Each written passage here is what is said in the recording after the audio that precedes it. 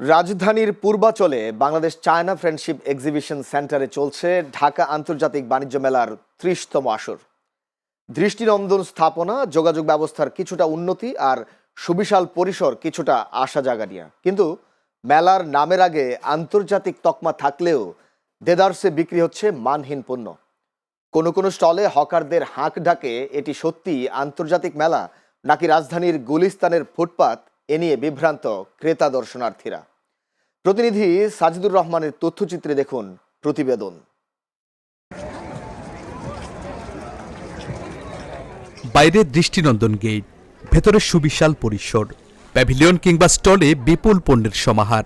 ঢাকা আন্তর্জাতিক বাণিজ্য মেলা দেশের রপ্তানি আয় বাড়ানো আর দেশি পণ্যের ব্র্যান্ডিং করাই ছিল যার মূল লক্ষ্য। কিন্তু নামে যতটা আন্তর্জাতিক, বাস্তবে যেন ঠিক তার উল্টো। হকারদের হাঁকডাক আর মানহীন পণ্যে বোঝার উপায় নেই একে আন্তর্জাতিক মেলা নাকি রাজধানীর কোনো ফুটপাত।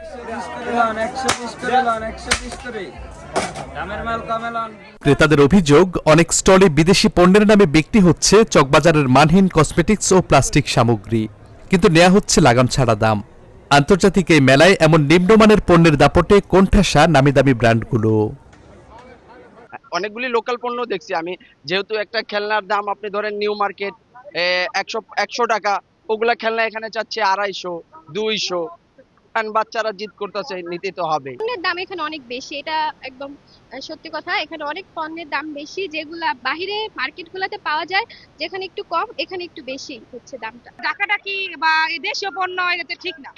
আন্তর্জাতিক বাণিজ্য মেলা বাহিরের পণ্য থাকবে, সব রাষ্ট্রেই থাকবে, সবকিছুতে সীমাবদ্ধ একটা শান্তশিষ্ট পরিবেশ থাকবে। ডাকাডাকি করে গুলিস্তানের মতন করে ফেলে দিচ্ছে, এটা ঠিক হচ্ছে।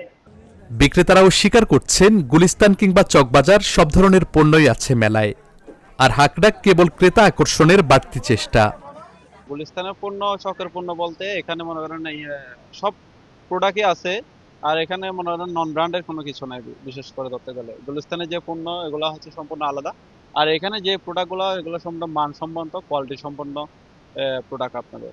আমাদের এই পণ্যগুলোর ভিতরে এই যে আচারগুলো দেখতে পাচ্ছেন, এগুলো আমি নিজেই তৈরি করি, আর কিছু কিছু প্রোডাক্ট আছে আমরা বাইরে থেকে কিনেও বিক্রি করি।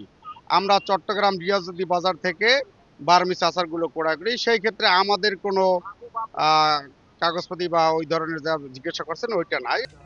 এদিকে মেলায় নিম্নমানের পণ্যের বিষয়ে ক্যামেরার সামনে কথা বলতে রাজি হননি বাণিজ্য মেলার পরিচালক তরফদার সোহেল রহমান। ভোক্তা অধিকার সংরক্ষণ অধিদপ্তরের সহকারী পরিচালক আব্দুল জব্বার মণ্ডল বলছেন, ক্রেতারা প্রতারিত হলে অভিযোগ করার সুযোগ রয়েছে, আর এ বিষয়ে তাৎক্ষণিক ব্যবস্থা নিতে কাজ করে যাচ্ছে ভোক্তা অধিকার সংরক্ষণ অধিদপ্তরের টিম। পণ্য বা সেবা ক্রয়ে কোনো ক্রেতা যদি প্রতারিত হন, ইনস্ট্যান্ট প্রতিকার দেওয়ার জন্য এই টিম রেডি থাকবে। অর্থনীতি সংশ্লিষ্টরা বলছেন, আন্তর্জাতিক বাণিজ্য মেলা করতে হলে বাড়াতে হবে পণ্যের গুণগত মান, মানতে হবে বেশ কিছু শর্ত। অন্যথায় জৌলুস হারাবে ঢাকা আন্তর্জাতিক বাণিজ্য মেলা, ব্যাহত হবে দেশি পণ্যের ব্র্যান্ডিং, মুখ ফিরিয়ে নেবে বিদেশি বায়াররা।